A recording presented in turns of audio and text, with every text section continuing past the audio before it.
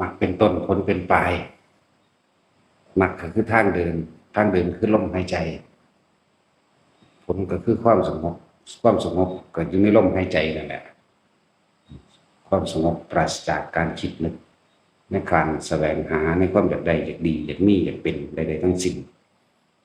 เมื่อมีความสงบแล้วสิ่งต่างๆที่มันเข้ามากระทบกับทางตาหูจมูกลิ้นกายของเราเองถ้าเราบ่นำเขามาคิดเพราะว่ามันอยู่ในลมหายใจมันก็จะเห็นว่าสิ่งต่างๆทั้งหลายมีแค่อันนี้เกิดอันนี้กระดับอันนี้เกิดอันนี้กระดับไปเองหรอกแหละต้องบอกว่ามรรคเป็นต้นผลเป็นปลายเรื่องมรรคกับผลมันคือน้ำกันนั่นแหละเหมือนกันทั้งปลูกต้นไม้รดน้ำที่โคนต้นเด็กแต่ผลออกที่ปลายไม่ได้ออกที่โคนต้นเด็กออกที่ปลายงั้นว่าเอารดน้ำสม่ำเสมอผลก็ออกแบบสมบูรณ์ออกสมบูรณ์ การปฏิบัติแบบนี้ก็เหมือนกันถ้าเราทำสม่ำเสมอความสงบกับสม่ำเสมอสติกับสม่ำเสมอคือการระลึกได้ปัญญาก็เกิดขึ้นแบบสม่ำเสมอบ่กระท่อนกระแท่นอย่างสั้นมาเป็นต้นผลเป็นปลายรดน้ำที่โคนต้นแต่ผลออกที่ปลายเหมือนกันจังหวะทุกคนความสำคัญคือว่าเราต้องทำกรรมฐานขึ้นมาสร้างกรรมฐานขึ้นมาอันใดอันหนึ่งอย่างเช่นที่พวกเราเห็นอยู่นี่การทรงฌานเจริญฌานกันด้วยอาศัยลมหายใจอานาปานสติคือลมหายใจเข้ากับออกทำความรู้สึกอยู่กับลมหายใจเข้าออกอานาปานสติแต่ผลของทำความรู้สึกอยู่กับลมหายใจเข้าออกความรู้สึกทั้งกายอีกอันหนึ่งอันเกิดเรียกว่าปีติปราโมทย์ก็เกิดขึ้นอาการปีติมาเป็นเครื่องยืนยันว่าเป็นผู้ทรงฌานเจริญฌานจิตร่วมคือบ่คิดความคิดทั้งบ่กระจายไปนำตูเต่าเราหลานบุคคลสัตว์จริงของเอิ้นว่าจิตร่วมคือบ่คิดนั่นเองเพ่งอยู่ในจุดเดียวจิตเดียวจุดเดียวความรู้สึกเดียวแหละผลออกมาเองดอกบัดผลคือการรู้การเห็นหนึ่งบ่ว่าตารู้ทั้งตารู้เห็นทั้งตาหลายๆอย่างนั่นแหละตาหูจมูกลิ้นกายเห็นสิ่งทั้งหลายทั้งปวงเคลื่อนไปเกิดขึ้นเคลื่อนไปแตกดับทั้งว่าขึ้นอยู่กับพวกเฮาบ่ได้ขึ้นอยู่กับผู้อื่นเด้ขึ้นอยู่กับความคิดนึกของเฮาเองว่าสิเฮาสิคิดนึกเข้ามาสู่ลมบ่ในคนที่จับลมมันก็บ่แม่นว่าสิอยู่กับลมอยู่ตลอดดอกมันอยู่กับลมชินชาความปิติก็เกิดขึ้นที่เฮาตั้งเป็นกรรมฐานอันใดอันหนึ่งที่ว่าให้จับจุดอุณาโลมทำความรู้สึกอยู่หม่องความรู้สึกเดียวเด้อทีแรกมันก็ต้องแบบนั้นต่อมาแม้นความรู้สึกที่มันเคลื่อนในกายเป็นว่ากายแล้วก็เวทนาคือความรู้สึกเวทนามันมี3พอใจเรียกว่าสุขเวทนาบ่พอใจเป็นว่าทุกขเวทนาอุเบกขาเวทนาคือต้องบ่คิดถึงบุคคลสัตว์สิ่งของสุขทุกข์จึงเกิดขึ้นบ่ได้เลยอุเบกขาเวทนาอุเบกขาเวทนานี่ สิบ่เกี่ยวกับอันนี้หมายเอาตัวในบ่ได้เกี่ยวกับอุเบกบ่ได้เกี่ยวกับอันทางกายมันก็มีร้อนมีหนาวเป็นธรรมดาบ่แม่นความรู้สึกทางกายว่าเจ็บว่าปวดว่าร้อนว่าหนาวว่าหิวแต่เอาเวทนาทางในหมายถึงใจที่ไม่คิดไม่นึกเมื่อบ่คิดไม่นึกแล้วมันสิแผ่ซ่านออกมาทางกายที่เฮาสร้างมันขึ้นมาตรงกลางระหว่างหน้าผากเฮาเองนี่ต่อมาบุคคลที่ฝึกจนชินแล้วลมหายใจบ่มีคำบริกรรมบ่มีแต่ว่ามีแต่ความรู้สึกปิติเกิดขึ้นระหว่างกลางหน้าผากเลยนี่แหละปิติจิตร่วมเพ่งอยู่ในความรู้สึกเดียวบัดนี้เพ่งก็คือความรู้สึกเดียวนะบ่แม่นเอาตาเพ่งหรอกจับความรู้สึกณจุดเดียวภาษานั้นเรียกว่าเพ่งซื่อดอกแต่นี่ถ้าเฮาจับความรู้สึกตัวนี้ได้แล้วแม้นว่าความรู้สึกนี่เวทนาตัวนี้เป็นอุเบกขาเวทนาได้มันยังเกิดเด้อความบ่คิดบ่นึกได้มันยังเกิดเด้อย่างไปซื่อๆมันก็เป็นของมันได้บัดนี้ปึ๊บขึ้นมาเขาว่าเดินไปเฉยๆนี่ มันเป็นขึ้นมาเนี่ยเพราะว่าเฮาบ่คิดจากบัดนี้ถ้าคิดมันเกิดบ่ได้คิดไปถึงไผถึงบ้านมั่งถึงสัตว์เลี้ยงมั่งถึงคนที่รักและที่เกลียดมั่งมันจะบ่เป็นเพราะว่ามันจะเอาความรู้สึกไปเกิดกับสิ่งที่เราคิดถึงจิตมีที่ตั้งหมายถึงบุคคลที่เราคิดถึงเอิ้นว่าเป็นที่ตั้งของจิตพอความคิดเข้าไปหุ่นแล้วไปยุ่นหุ่นแล้วมีความคิดต่อไปความรู้สึกแล้วไปเกิดอยู่กับเขาคิดถึงบุคคลที่รักลูกหลานไปเป็นห่วงไปกังวลไปพอใจมั่งในสิ่งที่เขาเฮ็ดถูกใจจังเช่นเรียนดีหรือเป็นคนโง่แต่ว่าบางครั้งบ่เห็นเขากลับบ้านบ่พอใจกังวลเป็นห่วงแม่นบ่คนผู้เดียวแท้ๆคนเดียวหักยิ่งยังมันยังมีอารมณ์พอใจไม่พอใจมั่งซ่อนเล่นกันอยู่ในหันมันบ่ถ้าเฮาบ่คิดความรู้สึกสิมานี่ความรู้สึกมานี่แม้นว่าความรู้สึกเคลื่อนไปบนหัวหนึบหน้าเพื่อมือเศร้าหัวเศร้านิ่มๆงงไปบางครั้งก็ไหลลงสู่กลางสมองเต็มหน้าตาตึงก็จังบางครั้งก็ลงมาในระหว่างหน้าอกสำหรับคนเคลื่อนเด้อบ่แม่นตายโตบ่ได้เป็นตายโตเด้อสำหรับผู้บ่ตายโตเด้อบางที่ก็ลงมารู้สึกน่วงนิ่มเกิดระหว่างท้องแล้วก็เคลื่อนไปขึ้นมามันจะเคลื่อนอยู่จุดใดก็สร้างสำหรับบุคคลที่เคลื่อนเข้าใจบ่แล้วมันก็เคลื่อนเองไม่ใช่เราเคลื่อนเฮาบ่มีความคิดหยังเข้าใจบ่นี่ฟังดีๆเฮาสิบ่มีความคิดหยังเฮามีแต่ความรู้สึกว่ามันเคลื่อนไปหันไปนี่บ่ได้คิดว่าให้ไปอยู่จุดนี้ให้ไปอยู่จุดนี้ให้ไปอยู่จุดนี้ถ้าคิดมันบ่เป็นถ้าคิดนั่นน่ะถ้าคิดคือบ่เป็นอุเบกขาความคิดไปนึกไปปรุงไปแต่งอยากแล้วเด้นั่นแม่นบ่ล่ะอยากให้เป็นมองหันมองนั้นมองนี้คือเพิ่นว่าบ่ต้องมันจะเป็นเราเองสำหรับบุคคลที่มีความรู้สึกในกายที่เกิดแบบนี้เรียกว่าเวทนาในเวทนาต้องเป็นอุเบกขาเท่านั้นมันจึงเกิดขึ้นได้ความรู้สึกอันนี้อันเกิดจากจิตสงบเมื่อจิตสงบแล้วมันผ่อนคลายมันเกิดปีติปราโมทย์จิตผ่อนคลายแล้วก็สิแสดงออกมาทางร่างกายมันสิเคลื่อนไปพุ่นไปทีก็ช่างมันสิแสดงออกมาเอาเองดอกเทียบให้เข้าใจง่ายๆเข้าใจง่ายๆเวลาเฮาโมโหให้คนผู้ใดผู้หนึ่งที่เฮาคิดถึงร่างกายก็แสดงคือกันแม่นบ่สูงขึ้นเส้นสั่นขึ้นเด้หัวใจก็เต้นแรงขึ้นแม่นบ่นั่นแหละทุกคนต้องเป็นแบบนี้แหละก็ได้สีหน้าสีตาออกไปตามความปรุงแต่งของเจ้าของออกไปตามอารมณ์เห็นบ่ล่ะอันนี้มันจะเป็นแบบนั้นนี่จังว่าเปรียบเทียบง่ายๆเวลาเฮาโมโหคนผู้ใดคนหนึ่งสัตว์ก็ตามบ่พอใจหมาตัวนั้นมันรักอันนั้นอันนี้ไปอุ้ยจังสั่นจังซี่นึกศูนย์ใส่จังสั่นแหละจึงบอกว่าความรู้สึกที่มันเกิดจากความคิดนึกปรุงแต่งเวลาเฮาพอใจกับบ่พอใจมันแสดงออกทางร่างกายคือกันแม่นบ่ล่ะง่ายๆคือว่านี่เฮาย่างไปหัวต่ำใหม่เฮาบ่เห็นย่างกุมไปต่ำปุ๊บศูนย์ใส่ใหม่ได้บัดเนาะศูนย์ใส่ใหม่ความรู้สึกขึ้นเด้นั่นแหละแต่ว่าบางทีเฮามาฝึกการทรงฌานเจริญฌานโดยอาศัยลมหายใจความรู้สึกนี่เกิดขึ้นโดยการไม่ได้คิดอาจจะว่าล่ะแม้มันจะเกิดขึ้นนี่ก็ช่างอยู่ในนี่แม้นขึ้นหัวก็ช่างล่างทำกลางอกกว้างๆเด้อบ่แม่นจุดเดียวเด้อเป็นอิ่มปีติปราโมทย์เบิกบานผ่อนคลายเบาโล่งโปร่งในความรู้สึกอาจจะว่านี่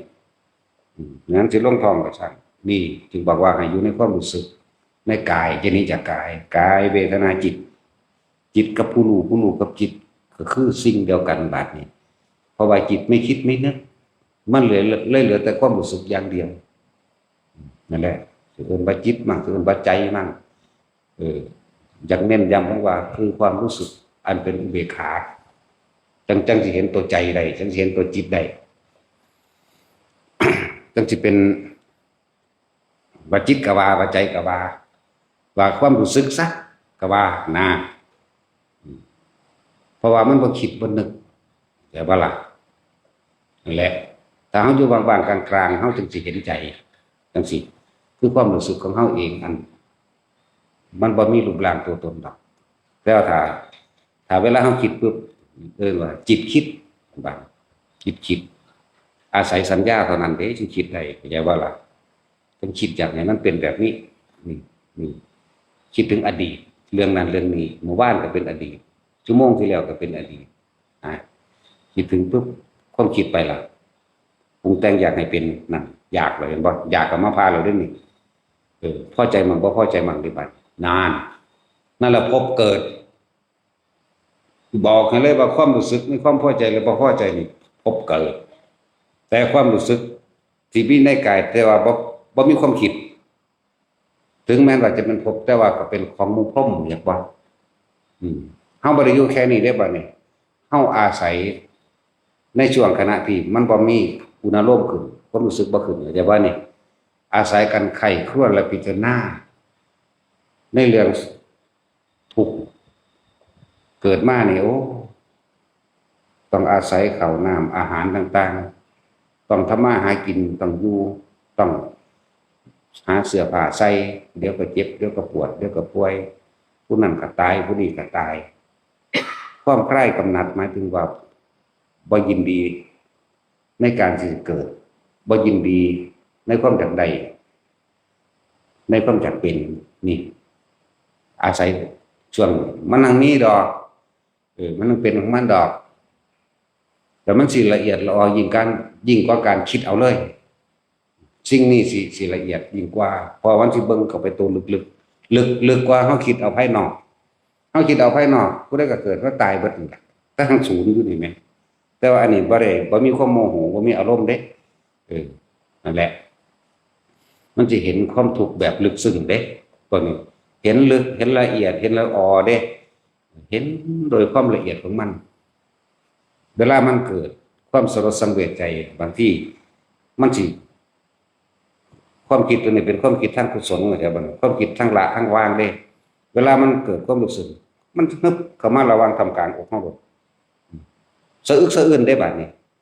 แน่นเข้ามาแต่ว่าบ่แม่นแน่นแบบเสียใจบ่แม่นแน่นแบบคือคนใจสิขาดเด้มันเป็นปลื้มปิติแบบมันลึกซึ้งมันยอมรับจากใจมันยอมรับจิตมันยอมรับมันผ่อนมันคลายมันปัจสัทธิคือมันผ่อนคลายนั่นแหละมันลงมันลงขนาดแล้วก็มันจะเกิดความอุเบกขาซึ่งเลยอุเบกขาเข้าไปอีกเข้าใจบ่เนี่ยคำว่าเลยอุเบกขาธรรมดาอุเบกขาธรรมดาเอาอาศัยองค์ฌานเนาะอุเบกขาตัวนั้นจะเป็นอุเบกขาลักษณะสังขารุปเปกขญาณเข้าใจบ่นี่เห็นสิ่งทั้งหลายทั้งปวงเกิดว่ามันเป็นแค่ความปรุงความแต่งความนึกความคิดความอยากให้เป็นเครื่องประกอบกันขึ้นในสิ่งที่ทั้งหลายมันเป็นเครื่องประกอบกันขึ้นประดับประดากันขึ้นประกอบกันขึ้นทั้งหลายเหล่านั้นมีความเกิดขึ้นเป็นธรรมดามันก็ล้วนแล้วแต่เคลื่อนที่ไปสู่ความแตกดับถ้าเป็นคนก็ว่าตายแต่ว่าต้นไม้ก็ว่าตายแต่ว่าสิ่งอื่นๆก็ว่าเสื่อมสลายเนาะเป็นบ้านเป็นเรือนหรือเป็นภูเขาสายน้ำหรือเป็นปราสาทเก่าๆไปเป็นพระธงพระธาตุเก่าๆจังซี่นะทุกอย่างเกิดความเสื่อมสลายเองเวลามันรวมลงมาอีกที่นี่มันโลงๆโป่งๆเข้าไปเด้จิตตกเข้าสู่ความว่างเนี่ยเป็นว่างๆอธิบายบ่ได้ดอกถ้าว่างล่ะบ่มีแนวเทียบเพราะว่าว่างมันแม่นรูปร่างตัวตนเนาะมันเทียบบ่ได้จักว่าล่ะแต่ถึงความว่างน่ะก็ให้พวกเจ้ารู้ว่าว่างทั้งที่ยังรู้เข้าใจบ่บ่แม่นว่างจากการคิดหรือบ่แม่นว่างด้วยความยึดนี่สำคัญตัวนึงเด้อถ้าเข้าสู่ความว่างแล้วอย่าไปยึดความว่างเข้าใจบ่อันนี้ละเอียดเอาเด้อแต่เห็นความว่างความโล่งทั้งที่ตาก็เห็นต้นไม้เห็นคนเห็นสัตว์ต่างๆแต่ว่าในนี่มันว่างในความรู้สึกที่ว่างเข้าใจบ่แล้วสิเฮ็ดจังได๋ต่อบัดนี้บ่ได้เฮ็ดจังได๋เด้ออย่าไปคิดหาเด้ อย่าไปคิดเข้าไปว่าสิเฮ็ดจังไดต่อบัดนี้สิแทรกแซงนี่เทื่อใดอย่าไปแทรกแซงอย่าไปคิดจะเป็นนึกอย่ายังอีกรู้ว่าว่างเข้าใจบ่นี่แต่คำว่ารู้ว่าว่างก็เป็นแค่คำบอกซื่อๆเด้นี่แต่ผู้นั้นที่รู้โดยสัมผัสตัวเองดอกจักว่าบ่ได้เฮ็ดหยังว่างจากสิ่งที่เห็นอยู่ว่างจากสิ่งที่ได้ยินอยู่ว่างจากสิ่งที่กลิ่นอยู่นี่นะว่างจากสัมผัสกระทบรู้สึกเฉพาะเพียงกายแต่คิดไม่คิดไม่นึกเนี่ยว่างแล้วนิพพานชั่วขณะเข้าใจบ่แต่ถ้าบ่ได้ว่างเลยตลอดคือนิพพานตลอดเข้าใจบ่นี่นั่นแหละมันบ่มีคำเทียบเรียกว่าต้องว่านิพพานหรือธรรมธาตุรู้ก็ว่าธรรมธาตุรู้ซื่อๆเด้รู้โดยบ่มีการคิดกันนึกนั่นแหละ ผู้ใดถึงจุดนี้แล้วก็บ่ต้องปรุงแต่งนึกสงสัยพวกเจ้าพยายามสร้างรดน้ำที่โคนต้นผลจะออกเป็นปลายเช่นเดิมเข้าใจบ่นี่ผลออกปลายแบบนี้ทั้งนั้นแหละมักเป็นต้นผลเป็นปลายก็อยู่กับต้นเหตุมันโลดอยู่กับทางของมันบางคนเพราะว่าเราต้องสร้างโดยลมซะก่อนอยากบ่ล่ะแล้วก็มาอยู่จับจุดนี้มันจะเคลื่อนไปก็เคลื่อนไปมันจะทำกลางโอกาสให้มันรู้อย่างที่อธิบายมาแล้วนั่นแหละนิพพานบ่แม่นได้บัดตายเด้อได้บัดเป็นคนเป็นได้เว้าเรื่องนิพพานบ่แม่นคนตายเข้าใจบ่ตายแล้วผู้ใดสิเอามาเว้าได้พระพุทธเจ้าเพิ่นบรรลุนิพพานแล้วเพิ่นถึงแล้วเพิ่นจึงเอาความรู้สึกของเพิ่นต่างๆมาบอกมาสอนเอาเด้แต่ตั้งอริยสงสาวกผู้เดินตามไหลมาเรื่อยไหลมาเรื่อยจนว่ามาทอดปัจจุบันเพิ่นหูจักเราได้เพิ่นจึงเอามาบอกเข้าใจว่าถ้ารู้ก็รู้ตอนเป็นๆเด้บ่ได้รู้ตอนตายตายแล้วพระสิเอามารู้ได้มันบ่มีเครื่องมือล่ะมันจะเครื่องมือคืออันนี้แหละเครื่องมือมันร่างกายนี่แหละเครื่องมือของกิเลสกับร่างกายนี่เรียกว่าล่ะเครื่องมือของใจของจิตของความคิดนี่กับร่างกายนี่แหละเครื่องมือมันเครื่องมือทั้งนิพพานกับร่างกายนี่แหละเครื่องมือมันเนี่ยกายเวทนาจิตธรรมเนี่ยว่าสัตว์กิเลสพันหาตัณหาแล้วแต่ก็ออกจากใจตัวเดียวนี่ใจเป็นใหญ่ใจเป็นประธานตัวเดียวนี่เด้นั่นแหละว่าพวกเข้าผู้ใดขยันมีความเพียรมากกับผู้นั้นจะได้อยู่แซ่มันไว้ตลอดจักว่าถ้าผู้ถึงจุดนั้นแล้วบ่มีการปฏิบัติอีกเด้จักว่าแต่ว่ารักษาข้อวัดไว้พวกเจ้าซื่อๆเด้จุดนั้นซึ่งบ่มีความเสื่อมความคลายอีกแล้วบ่มีเกิดบ่มีดับไปจักบ่แปรปรวนบ่ดับไปแม่มันอยู่จังสั่นของมันแล้วว่าเขาเจ้าบ่ปฏิบัติอีกเด้แต่ว่าเขาเจ้าก็เฮ็ดให้เบิ่งเป็นตัวอย่างเดินจงกรมก็เดินคือเก่าสวดมนต์ก็พาสวดคือเก่ารู้ลมหายใจจังซี่บ่รู้ละจักว่าล่ะทิ้งหมดแล้วนี่คือเรื่องเฉพาะภายในบ่จับลมบ่จับอุณาโลมบ่จับใดๆทั้งสิ้นบ่มีหยังปิงปางไปตามภาษาอันนี้กิริยาอย่างอื่นอย่างว่าผู้เขาเจ้าอนุสัยเก่าๆหรือนิสัยเก่าละบ่ได้จังซี่ผู้เว้าโลกเขาว่าหยาบก็เป็นเรื่องของโลกเด้ผู้เป็นคนที่เว้าสุภาพเรียบร้อยก็เว้าสุภาพเรียบร้อยคือเก่าแต่ว่าล่ะเป็นลักษณะนั้นกิริยาภายนอกเอาบ่ได้ปานนี้แต่ว่าเขาก็พยายามรักษากิริยาโดยพระวินัยไว้อยู่แล้วก็โดยพระวินัยรักษาไว้อยู่คือจังเฮาเห็นอีพ่อใหญ่บัวบ้านตาดเฮานี่ขนาดเพิ่นตัดนิ้วตีนเด้โอ้ยยังลุกขึ้นมาเดินจงกรมอยู่เฮาก็เป็นนึกโอ้ยน้อยจังสิเดินเอาหยังอีกจังสิแหมนั่นแล้วเพิ่นรักษาข้อวัดปฏิบัติไว้เฮานี่ภิกษุสงฆ์เข้ามาแล้วต้องเฮ็ดแบบนี้จักว่าล่ะสั่งต้องเฮ็ดแบบนี้ความหมายเพิ่นทำให้เห็นเป็นตัวอย่างมีคุณค่ายิ่งกว่าคำสอนเด้เฮ็ดให้เห็นเป็นตัวอย่างมีค่ายิ่งกว่าคำสอนมันเห็นอยู่สอนเพิ่นก็สอนพอแห้งแล้วเนาะเห็นเขาก็เห็นอยู่ปาดโต90กว่าแล้วก็ยังเอาอยู่หั่นขนาดตัดตีนเด้พวกเจ้าว่าท่านได้ตัดแต่ขาสำหรับของสั่นก็แหละเพิ่นเฮ็ดให้เฮาเบิ่งของเฮามันบ่ได้เศษเสี้ยวยังเพิ่นดอกขนาดนุ่มๆเนาะ เรื่องสั้นแล้วนั่นแหละแต่ว่าสำหรับจุดนั้นจุดสูงสุดเพิ่นก็ยังเฮ็ดให้เฮาเบิ่งพวกเฮาอีหยังยังมาหวงหมาหวงแมวอยู่นี่เนาะก็ยังมาหวงขนมกันอยู่ผู้ใดลงไปสาบ่ได้กินจักก่อนก็มียังมาเอามาม่ากันอยู่เนาะ ปานนั้นว่ามาปฏิบัติธรรมว่าเหลียวเบิ่งตาอันใดแนวแต่ความมักอุ้ยอันนี้ย่ำๆชั้นน้อยอันนี้อันนั้นยังญาติกันอยู่โอ้ยไกลหลายยังมาสร้างความผูกพันใหม่น้ำหมาน้ำแมวยังมาเป็นเจ้าของแมวเจ้าของหมาผู้ใดด่าหมาเพิ่นผู้ใดว่าถือใจเพิ่นยังด่ากันอยู่เนาะปานนั้นสิมาปฏิบัติธรรมว่าเด้ จังซั่นล่ะเฮาบ่ได้เลี้ยงหมาเลี้ยงแมวเลยฟังไว้ดีๆเด้อผู้เป็นเจ้าของหมาเจ้าของหมาเจ้าของแมวบ่ได้มาเลี้ยงหมาเลี้ยงแมวบ่ได้มาสร้างความผูกพันใหม่เด้อหนีออกจากบ้านมาแล้วผูกพันต่ำกว่าเขาอีกเด้จักบ่ล่ะผูกพันน้ำหมาน้ำแมวผิดกันน้ำหมาน้ำแมวก็ยังว่าบ่ให้เลี้ยงหมาเลี้ยงแมวถ้าจะเอาเข้ามันกินก็คือเอาไปเลยเอาไปวางไว้เฉพาะจุดปูนแต่ว่าจะไปเข้าไปเป็นเจ้าของอย่าไปเล่นน้ำมันถ้าเล่นน้ำมันแล้วมันก็เข้าใจว่าเป็นเจ้าของมันก็เป็นเจ้าของคนถ้าผู้ใดมาเกาะแกะงั้นนี่มันก็กัดผู้อื่นเหมือนจักบ่ล่ะได้เว้าดูผู้ใดบ่ฟังความก็หนีซะนะเข้าใจว่าล่ะพวกเลี้ยงหมาเลี้ยงแมวนี่บ่ได้มาตั้งขึ้นเพื่อสิเลี้ยงหมาเลี้ยงแมวหมาแมวมันก็มาเองของมันแต่จะให้มันกินแล้วไปอย่าไปลำดีลำไรกับมันกองเต็มอยู่เบิดทั่วขับวัดโลดกระจัดกระจายทั่วไปอยู่เนาะบัดนี้จัดสรรหาเข้าดีๆเข้างามๆไปแต่ให้คนกินอาหารที่ให้หมาให้แมวนี่คืออาหารที่เหลือจากคนกินไปแล้วเข้าใจว่าล่ะบ่แม่นไปจัดสรรขึ้นมาแล้วหวงกันไว้ให้กันเด้อถ้ามีเมตตากับหมากับแมวไปเฮ็ดอยู่บ้านเจ้าของไปอยู่เฮือนเจ้าของตั้งขึ้นมาบัดไงเป็นโรงเลี้ยงหมาเลี้ยงแมวเลยเด้ออันนี้หวงกันว่ากัน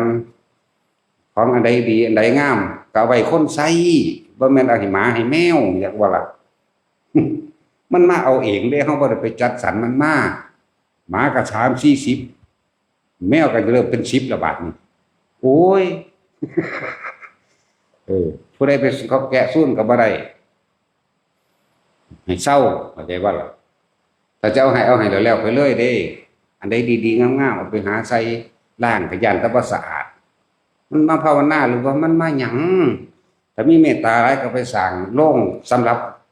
หมาแมวอยู่เฉพาะเจ้าของบ่แม่นเอาของเพิ่นบ่แม่นเอาของผู้อื่นละลาบละล่วงเอาของในครัวเข้าไปจังซี่บ่ให้เฮ็ดถ้าจะเฮ็ดไปเฮ็ดหน้าสร้างเลี้ยงหมาเลี้ยงแมวต่างหากบ่แม่นมาเอาของอันนี้เข้าใจว่าล่ะถ้ามันอยู่ยากหลายมันจะเลี้ยงหลายหนีเข้าใจว่าหนีไปเฮ็ดอยู่เจ้าของคุณเด้อผู้ใดยังบ่ฟังความอยู่นั่นน่ะแปลว่าทะเลาะเบาะแว้งกันหมาแมวกระทบกระแทกกันเดี๋ยวนี้เอารถมาขนหนีผู้ใดอยากได้เมตตาแห้งหลายสูงหลายชูนแล้วแล้วมันผิดกันน้ำหมาน้ำแมวฟาดเลี้ยงอันนั้นเรากระทบกระแทกกันประเด็นว่าไปขอยืนอาจารย์ขอความเมตตาขออยู่แต่ภาวนาสั่นภาวนาหาแมงบ่นั่นน่ะจักว่าหามันเกิดก็ได้ทั้งสั่นตัวพูดไปคิดน้ำแมวผู้นั้นนั่นผู้นี้จังสั่นจังสี่เพื่อจะเข้าข้างหมาข้างแมวตะกี้ย่ายหอนบอกภาวนาไปเป็นหมาเป็นแมวของผมปัญญาใดอีกแน่ละแล้วนั่นดีๆแล้วผิดกันมาแนวนี้ทั้งคู่แล้วจะบอกไงแล้วก็มาตั้งใจละได้ว่ามันมาเอาเลยจากวันเอามาละเขาบ่ได้มาเอาบ่ได้เอาบุญดอกก็มากับแมวนั่นแต่ถ้าทำบุญกับสัตว์เดรัจฉานสิก็อานิสงส์หนึ่งรออยู่นั่นว่าล่ะ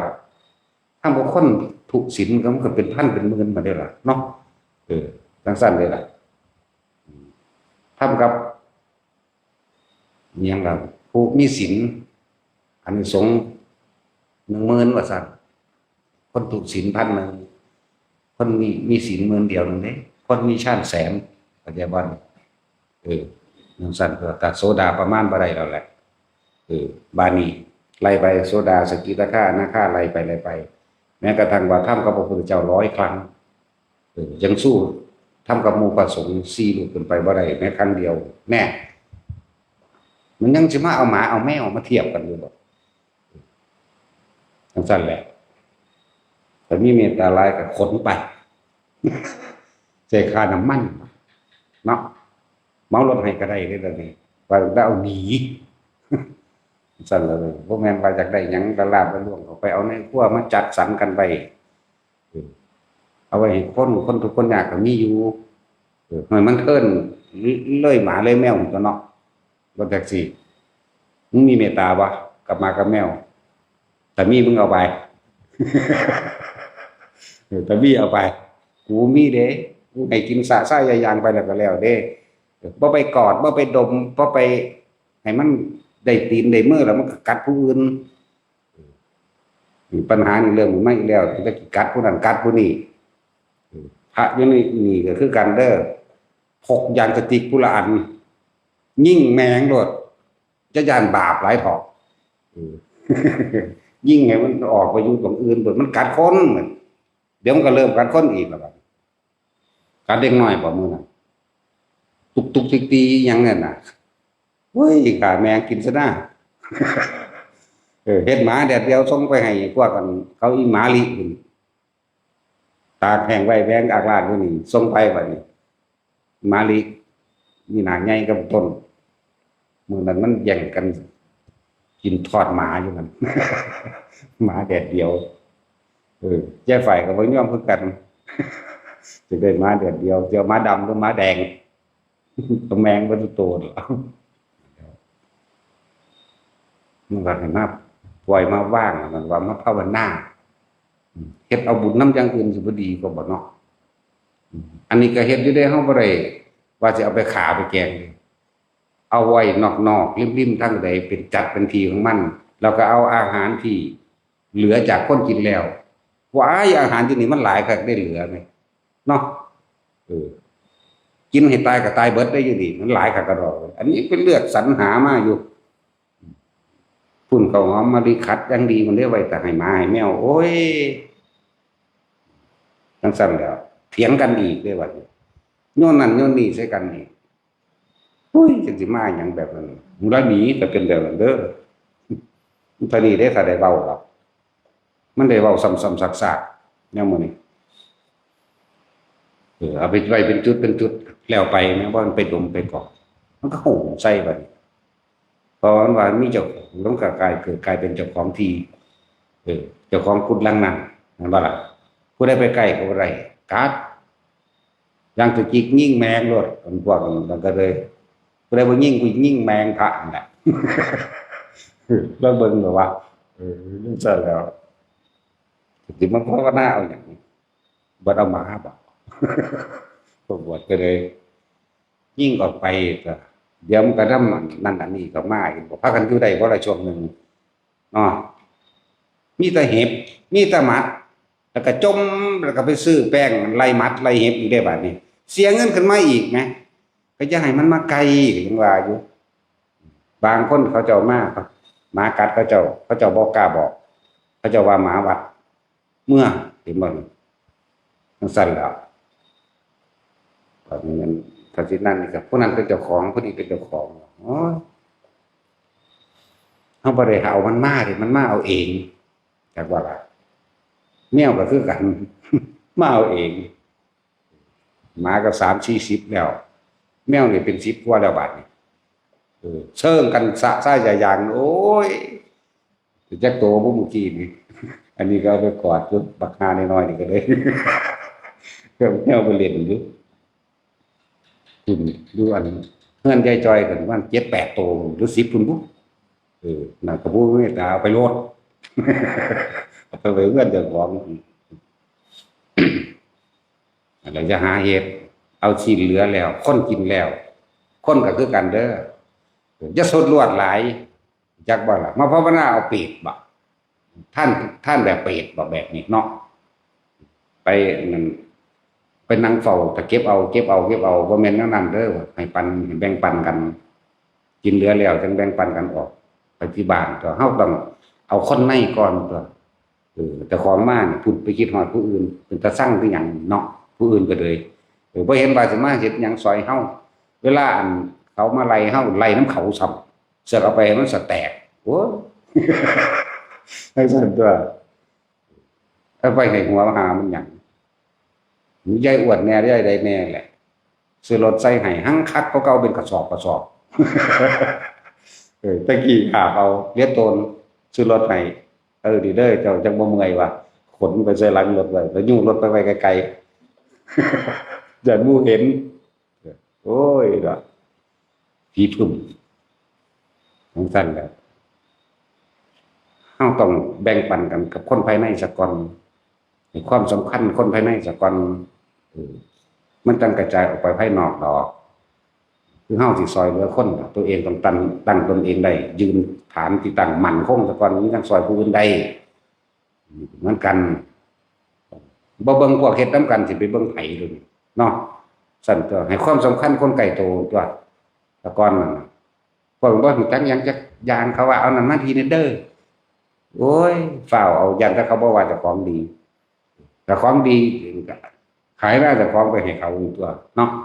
บ่แม่นมาเอาของที่เป็นสังฆะจากบ่ของส่วนร่วมด้วยคำว่าสังฆะสังฆทานคนทานมาตั้งหลายกับหมู่ชนอันหมู่มากเอิ้นว่าสังฆทานเขาใส่บาตรมาเอิ้นว่าสังฆทานทั้งนั้นแหละจากบ่บ่แม่นเอาตัวนี้ไปแต่จังได๋เขาว่าเจ้าของดีก็ขายหน้าเจ้าของซื้อเขาซุมื้อตัวมื้อนี้ได้โอกาสจมแมงกันน่ะศูนย์ละจมทั้งหมาทั้งแมว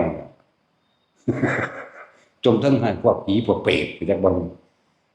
ผีเปรตตัวนั้นโลใส่แย่งชิงกันเอากินทอกันซะก่อนตัวอันนั้นคนก็คิดน้ำหมาอะไรบ่ทันกินอยู่ตักเอาไปให้หมาพุ่นเด้เฮ้ยคือบ่ไปเลี้ยงอยู่บ้านเนาะเอาบ่เติมน้ำมันให้เมารถให้รถอยู่นี่ก็มีบ่ต้องเมานั่นแล้วไปพูดตัวบอกดูแล้วไปเว้าตลอดการกินการหยิบสิ่งของกันจะละลาบ่ล่วงเข้าไปเอาเด้อคิดว่าเว้าเล่นบ่บาปกรรมในศาสตร์เดียวแต่ว่ารับผลไปเป็นอสงไขยมันบ่ได้เว้าเล่นจังนิดเด้เอาผู้นึงตกนรกเพราะนี่เสียมหน่อยอันเดียวนึงเด้อผู้เกิดแต่สมัยพระพุทธเจ้ากัสสปะเฮาอยู่นี่ล่ะท่านก็มานั่งก็จอลงข้างๆเฮาสะกิดท่านกับผมผู้ใดพรรษาหลายกว่ากันเบิ่งดูถามเฮาก็ว่าผมฮักกบวชผมนี่400พรรษาแล้วเด้เบิ่งเอ้า400พรรษามึงมาฆ่าหาหยังอยู่นี่โอ้ยเฮ็ดจังได๋ซอยแหน่เอาของสงไปให้ผู้สาวเสียมน้อยจักว่าเสียมอันเดียวนั่นเด้จักว่านั่นล่ะธรรมดาแม้ตะกี้อายุยืนก็จักว่าล่ะอยู่เท่าใดล่ะ40,000 ปีหรือ50,000 ปีเนาะบัดนี้เพิ่นนั่นบวชได้400พรรษานิดหน่อยผู้นึงแบบนี้แหละยางเกาหัวยางเลาะไปเลาะมาหัวเปื่อยเลิกออกเบิดเกาดากกับเปื่อยมานำเพิ่นธรรมดาเด้เกาหัวเปื่อยตกเตะเสะลงมานิดหน่อยก็เลยเอ้ามันเป็นหยังขี้กากเต็มหัวอยู่ขนาดนั้นเป็นน้ำกันติครับว่าซั่นเอ้าว่ะสิเฮ็ดจังใดนี่นั่นแหละชำระหนี้สงฆ์ให้แน่นั่นเห็นบ่ล่ะแน่มันแก่อาบัติอย่างอื่นมันก็นั่นอยู่ดอกแต่ว่าตัวนี้มันเป็นหนี้สงฆ์จักว่าก็ต้องให้หัวหน้าสงฆ์เพิ่นอนุญาตก่อนตัวอีหยังก็เลยบ่แม่นละลาบละล่วงเข้าไปเอาแต่ว่าล่ะของกินนี่คือว่าต้องเหลือเดนแต่ภิกษุสงฆ์ไปซะก่อนนอกนั้นจังสิเป็นประโยชน์แต่อุบาสกอุบาสิกาตลอดทั้งสรรพสัตว์ทั้งหลายนี่เขาเจ้าเว้าอยู่ในใจเขาเจ้าบ่แห้งนั่นแหละก็สิปากเว้าซุมื้อบ่แน่จังซั่นแม่นบ่ซั่น ออมันเป็นคำเว้าเป็นแนวทางซื่อๆได้ที่เขาเจ้าเว้าภิกขุสังคัสสะจักว่าล่ะมันเป็นอุปโลกสละเป็นอุปโลกสละอาหารเฮาบ่เว้าค้านว่ะลืมบ่เว้าหลายจนลืมแล้วเด้ผู้ใดเว้าได้ก็เว้าว่าโลดนั่นบ่เว้าว่าสร้างในใจนี่มันเพียงพอแก่อาหารมันเพียงพอแก่อันความจำเป็นแหละก็คือสละออกเป็นของอุบาสกอุบาสิกาตลอดทั้งสรรพสัตว์ทั้งหลายเด้มันบ่ได้มีบาปหรอกเอาไปกินเฮือนมันก็บ่มีบาปหรอกเพิ่นให้แล้วแต่ว่าละลาบลวงเอาก่อนเอาทั้งในนี่นะขนใส่กระสอบปุ๋ยว่าอันบ่แม่นกระสอบปุ๋ยถุงยางดำแตก เขาจอบเบิ่งเนาะหลากตุ้งมาไปของต่อไม่น้อยเลยแตกปัวออก เปิดไฟก็บ่กล้าเปิดมองร้อยไปย่านคนเห็นบ่เห็นจังได๋เขามีกล้องอยู่โอ้ยเพิ่นก็เห็นเบิดเลยกล้อง20โตมรอบทิศอยู่นั่นน่ะสิไปรอดสายตานั่นละตาทิพย์ยักษ์ว่า อาศัยกล้องอย่าละลาบละล่วงเอาเกินอันที่กินแล้วพระสงฆ์เจ้าเอาเรียบร้อยแล้วบาสกบาสิกาแม่ชีเอาเรียบร้อยแล้วไปในครัวพากันกินน้ำกันสะก่อนจังปั่นกันเมื่อบ่แม่นเอาสะก่อนแต่ก็ทำท่าดีเด้ ตั้งแต่ของเอาใส่อันกระตาหรือว่ากระสอบจูนพูนเอาไปเสื่องไว้หม้องอื่นแล้วเด้จังทำทากามานั่นเอ้าอันนี้แซ่บๆจะเอาไปให้หลานเจ้าเนี่ยอันนี้เนี่ยเหลือเด่นเขาได้นั่นน่ะจักว่าล่ะเนาะหลายคนอยู่ได้เป็นอยู่นี่คือสิออกซื้อ เด็กชายเด็กเขาก็ยังอายเด้ผมบ่ได้ผิด พวกเจ้าออกซื้อเด้หรือบายดอกว่าดานเนาะละสินแต่กันว่าสงเคราะห์กันสงเคราะห์ภายในให้มันทั่วถึงภายในซะก่อนตัวโอ้ยพวกเจ้าจะเอาปานใดอีกันอยู่หม้องนี้คือจะเอาแบบมันแสงเพชรทำแสงเพชรไหลนี้บัดเลยบ่เอาเลยเหลือแต่คนเก่าไว้ผู้หนึ่งสองคนมันผู้นั้นก็จะอุปถากผู้ชามาตาสาวมาตายังหน่อยหมดละตาสาวน้อยเขาจะเลยรักษาไว้จนเฒ่าแล้วจะสิเฮ็ดน้ำทำไดดอกมันก็เลยอาศัยไว้อยู่น้ำโดนซื่อเด้จังเอาไว้นั่นน่ะสิทุ่มเททั้งชีวิตอยู่นั่นแม่นบ่ปุ๊ทั้งซั่นแล้วนั่นแหละว่าเฮาให้สงเคราะห์กันทั่วถึงโดยภายในซะก่อนจึงออกภายนอกให้มันเหลือจากเจ้าของเองจากส่วนร่วมภายในเฮานี่ซะก่อนเด้อจังซั่นพระมันสิกินหลายปานใดผู้ละนิดหน่อยนั่นแหละบ่ได้กินหลายดอกกินทีเดียวพอกินหลายแน่แต่เล็กน้อยมันกำลังใหญ่จังซั่นแล้วนั่นแหละถ้าได้เว้ามันก็เว้าแบบนี้เด้อบ่ได้บังผู้ใดเด้จักว่าล่ะจังว่าเบิ่งอย่าได้เว้าดูหลายประเภทผิดกันระวังดีๆเด้อออกทั้งคู่เด้อ ประเภทผิดกันเด้อพยายามเบิ่งใจไผเบิ่งใจมันเด้อันนี้แต่คนมันมีกิเลสมันตำหนิผู้อื่นมาว่าเบิ่งเจ้าของเด้แต่เฮาบ่บอกบ่ฮู้จักดีเด้ว่าเจ้าของบ่เบิ่งเจ้าของบ่แม่นบอกให้ผู้อื่นเบิ่งเจ้าของเด้ว่าปัญญามาภาวนามาตำหนิผู้นั้นผู้นี้อยู่ซั่นอันโตมึงเองคือยังมาหาเฮ็ดแนวเพิ่นห้ามอยู่แม่นบ่ล่ะซั่นตัวเจ้าของเองมาหยังซั่นเดี๋ยวก็จะว่าให้เฮามาเบิ่งความรู้สึกเจ้าของเฮาตัดความผูกพันอะไรทั้งบ้านมาแล้วเฮายังมาสร้างความสัมพันธ์อีหยังใหม่นี่นั่นว่าซั่นสิมาผูกไว้กันกับไผอีกทางบ้านก็ยังหนีมาได้ยังมาหาเอาใหม่อีกบ่คือมาหาผัวหาเมียนี่บ่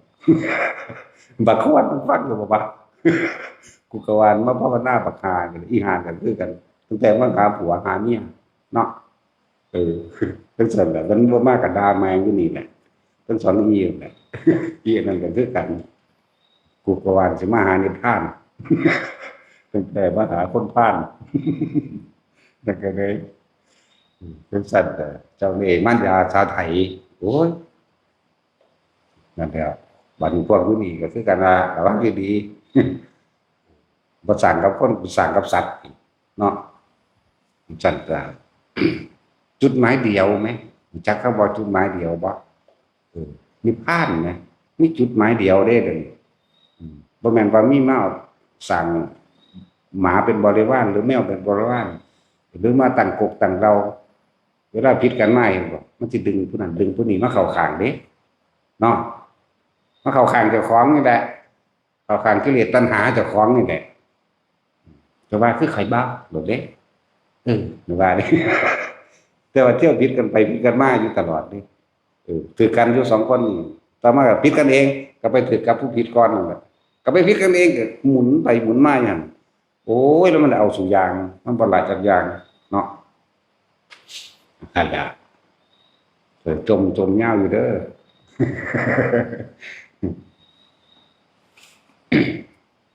ว่าแต่ละคนมันบ่เห็นชีวิตที่ผ่านมาเพราะว่ามีความทุกข์ยากลำบากเพียงใดแต่ว่ามาภาวนาสภาวะหรืออารมณ์ความรู้สึกที่เกิดขึ้นจากใจเฮาเด้เข้ามาภาวนาครับสิ่งที่ต้องทำเรียกว่าสิ่งที่เกิดขึ้นหรือทำให้เกิดขึ้นหรือทำให้เห็นเด้เข้ามาภาวนาภาวะนี่แปลว่าพบเด้หน้าหมายถึงใจเด้จากว่าล่ะเขาจะเอาศัพท์มาร่วมกันแล้วแปลทับศัพท์ออกมาหรือว่าทำให้เห็นสิ่งที่เกิดขึ้นกับความรู้สึกเอานี่โอ้ยจักจะเอาแปลบันไดเลยเว้ยเนาะความรู้สึกโกรธเพราะอะไรจะไปคิดหาเหตุแห่งการเกิดความโกรธเหตุแห่งการโลภเหตุแห่งการหลงเหตุแห่งความโมโหเหตุแห่งอารมณ์ต่างๆที่มันเกิดขึ้นยังมีความพอใจและไม่พอใจอยู่เลื่อนว่าภาวนาทำให้เกิดขึ้นจากว่าในความรู้สึก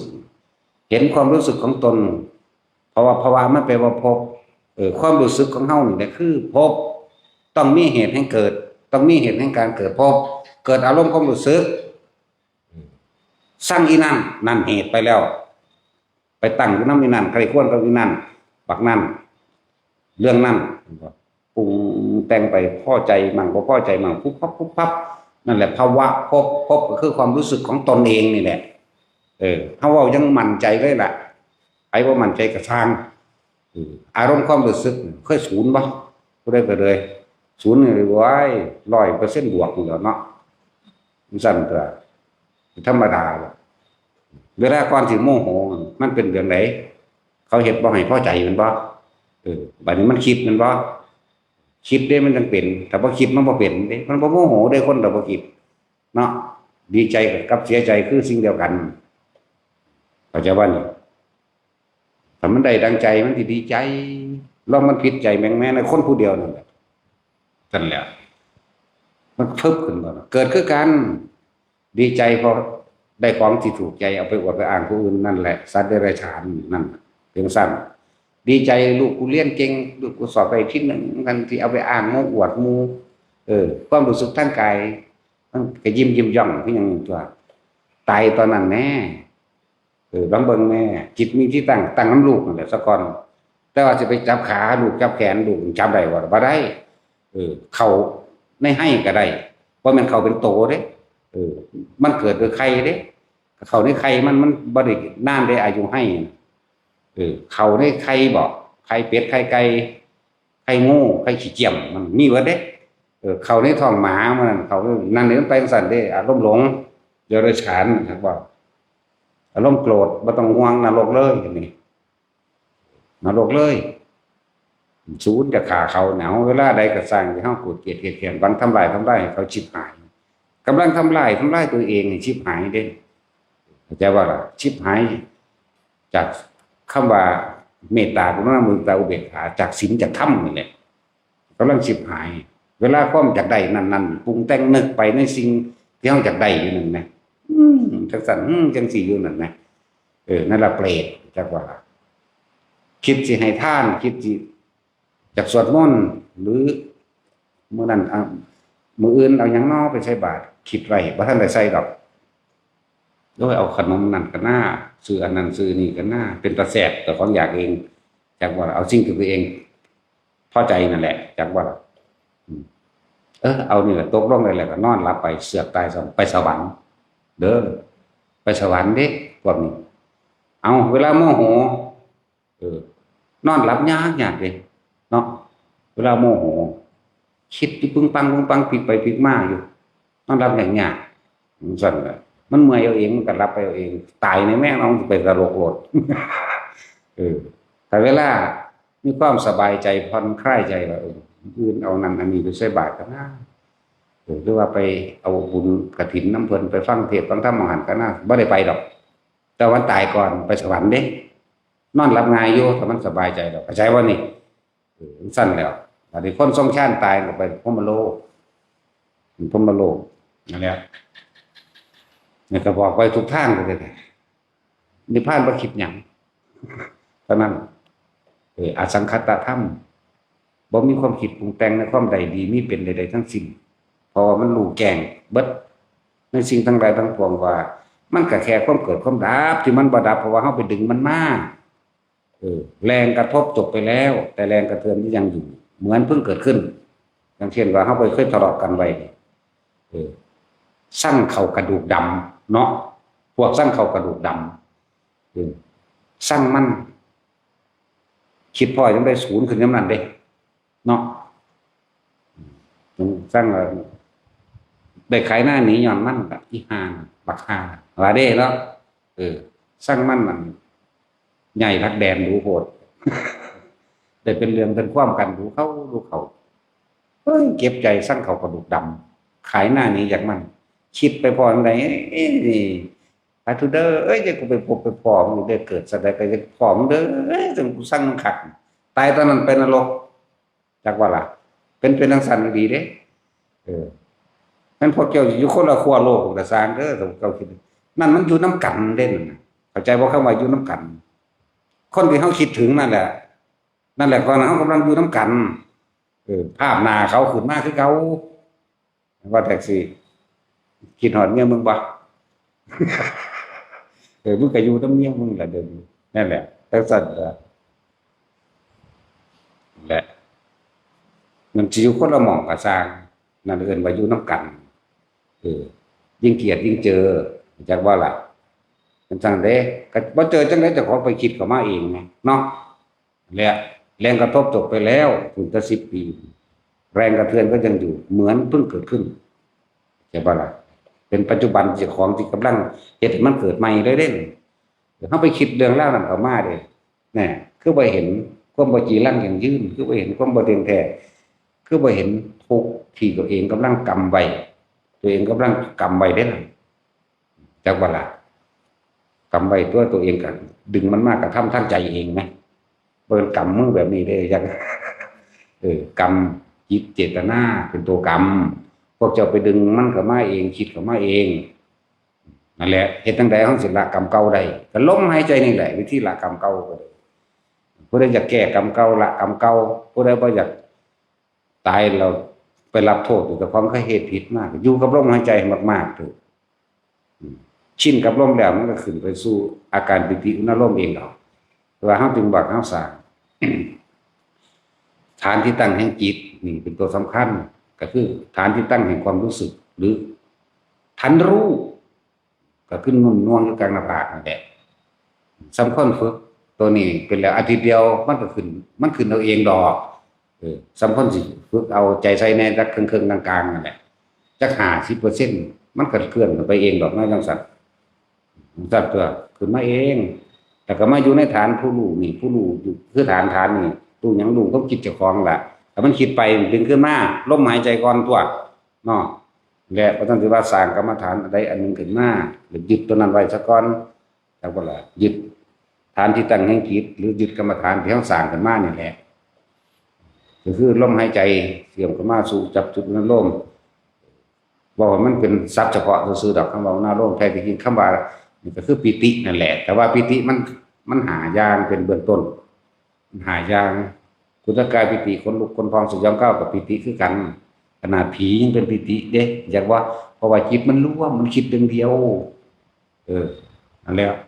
มันเรื่องเดียวเรื่องผีต้องตามตัดสินผู้ชำนาญญาติผีบ่มันชำนาญเรื่องเห็นผีเด้ญาติบ่เคยเห็นดอกข้างญาณไปจำเอาในหนัง ถึงเศร้าขนาดนี่แหละคุณตะการปิติคนลุกคนพองสยองก้าวหูว่าขึ้นมากบางที่เขายางมองได้ครึมๆแน่เป็นคนลุกหยาดมาเด้ขนาดว่าคิดยังก็เป็นเด้แล้วเดินมันหลายเขาก็เลยมาจับเอาจุดเดียวเดี๋ยวนี้เป็นยังว่าปิติมันหลายก็เลยเอาจับเอาจุดเดียวที่เขาสร้างขึ้นเองขึ้นหน้าผากเขานี่ปิติที่สองคือคณิกาปิติฟังทำไปฟังทำไปฟังไปถึงเจ้าของเป็นเองเลย